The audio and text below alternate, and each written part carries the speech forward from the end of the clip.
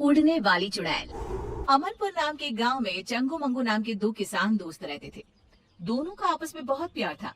रोज की ही तरह आज भी दोनों एक साथ अपने खेत की ओर जा रहे होते हैं। अरे यार मंगू, मौसम बड़ी तेजी से बदल रहा है। बता, क्या लगता है तुझे, इस बार फसल हो पाएगी? हाँ, क्यों नहीं हो पाएगी भाई। मेरे पास तो फर्टिलिक्स है, मैं शहर से लाया हूँ।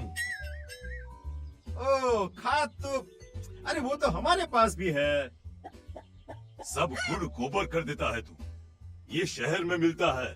अरे तू कहाँ से पाएगा, बहुत महंगा मिलता है ये। दिखा दी ना अपनी औकात। मंगू, आखिर हमारे बीच पैसा आ ही गया।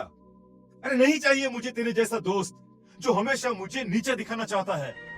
अरे चंगू, पर मैंने कब तुझे नीचे दिखाया? अरे मैं तो सच्चाई कह रहा हूँ। गांव के बीचों बीच दोनों बुरी तरह लड़ पड़ते हैं। कुछ ही देर में बोला चाली हाथापाई में बदल जाती है। गांव के कुछ लोग आकर उन्हें छुड़वाते हैं और अपने अपने काम पर जाने को कहते हैं। शाम को मंगू तो अपने घर लौट आता है, पर चंगू नहीं आता। अभी तक ये घर नहीं आए। इतनी देर तो ये कभी नहीं करते। भगवान ना करे इन्हें कुछ हो तो नहीं गया ना। मंगू भाई साहब के घर जाकर पता करती हूँ। रास्ते में ही उसे सुबह चंगू मंगू के बीच हुए झगड़े के बारे में पता चलता है। मतलब मंगू भाई साहब ने ही किया है ये सब। ऐसा बदला लिया कि मेरे सुहाग को ही गायब कर दिया। विमला गुस्से में सोनम के पास जाती है और कहती है, कहाँ है सोनम, बाहर निकल। बता मेरे चंगू जी कहाँ है? क्या किया है आप लोगों ने उनके साथ? तभी उन सबके सामने अपने हाथ में चंगू को उठाए एक चुड़ैल हवा में उड़ती हुई आती है। मरोगे, सब मरोगे। छोड़ूंगी ना मैं किसी को, कोई नहीं बचेगा। कौन कौन हो तुम?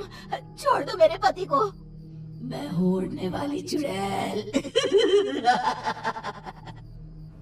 सबकी आंखों के सामने वो चुड़ैल चंगू को उड़ाकर ले जाती है। बचाओ, बचाओ!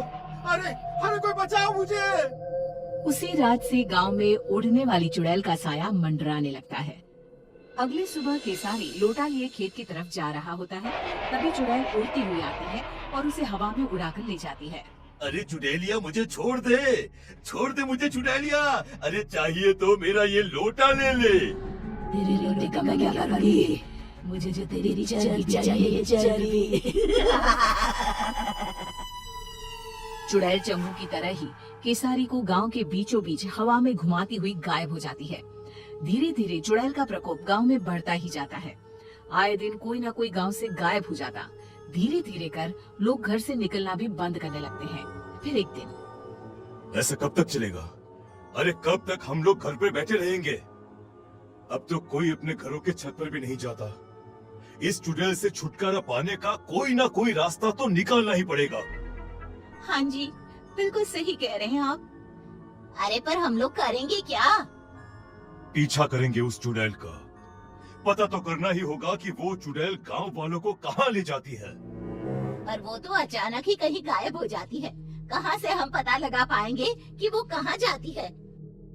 गेहूं की एक पोटली तो लाना सोनम। ये पोटली ही आज सभी गांव वालों का ठिकाना बताएगी। शाम को मंगू जानबूझकर हाथ में एक गेहूं की पोटली लेकर गांव के चौराहे से गुजरता है। उसे देखते ही चुड़ैल उसे उठा ले जाती है। फंस ही गया, चुड़ैल के जाल में फंस गया। फंसी तो तू है चुड़ैल, मंगू के जाल में। हमेशा की तरह चुड़ैल गांव के बीचों बीच उड़कर मंगू को लेकर गायब हो जाती है। चुड़ैल के अदृश्य होते ही मंगू अपनी पोटली से गेहूं के दाने नीचे डालना शुरू कर देता है। दानों का पीछा करते हुए सभी गांव वाले एक अलग ही दुनिया में पहुंच जाते हैं। एक ऐसी दुनिया जहां हर तरफ इंसान की शक्ल की सब्जियां थी। अब तो कौन नया गांव मालूम पड़ता है। अरे भैया वो देखिए हमारे चंगू जी पेड़ पर आधे टमाटर बनकर लटक रहे हैं। अरे कुछ कीजिए, उनको बचाइए ना। अरे वो देखो भिंडी, केसारी ही लागत है। मतलब उड़ने वाली चुड़ैल सभी को सब्जी में बदल देती है। मतलब ये सभी सब्जियां इंसान ही हैं। इन लोगों को हम बचाए तो बचाए कैसे?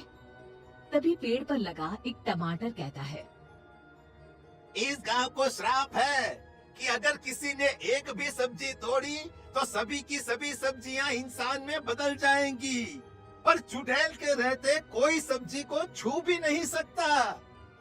अरे वो आती ही होगी, तुम लोग भी कहीं छुप जाओ, जाओ जल्दी। ये सारी बातें मंगू सुन लेता है। वो चालाक तो था ही।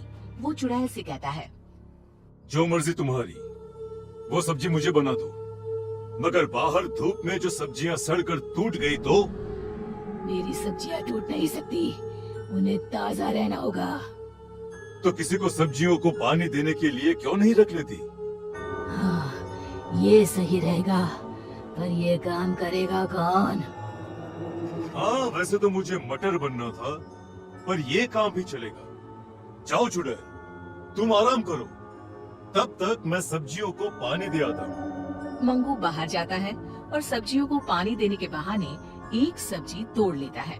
जैसे ही वो सब्जी तोड़ता है, जादुई नगरी खत्म हो जाती है। सभी सब्जियां इंसानों में बदल जाती है। तभी वहाँ भागती हुई एक खूबसूरत लड़की आती है। मैं एक श्रापित राजकुमारी थी। जब तक कोई छुपकर सब्जी नहीं तोड़ता, मैं आजाद नहीं हो सकती थी। तो मुझे बताओ, तुमने कभी किसी को सब्जी तोड़ने क्यों नहीं दी? ये श्राप था ही ऐसा। मुझे सभी को सब्जी तोड़ने से रोकना था। बाकी मुझे कुछ भी याद नहीं था। श्राप ने मेरी बुद्धि ले ली थी। पर आज जब मंगू ने हिम्मत दिखाई और सब्जी तोड़ी, तो सभी के साथ मैं भी मुक्त हो गई। मंगू की समझदारी सभी को बचा लेती है। सभी लोग वापस गांव आ जाते हैं। चंगू मंगू फिर से अच्छे दोस्त बन जाते हैं।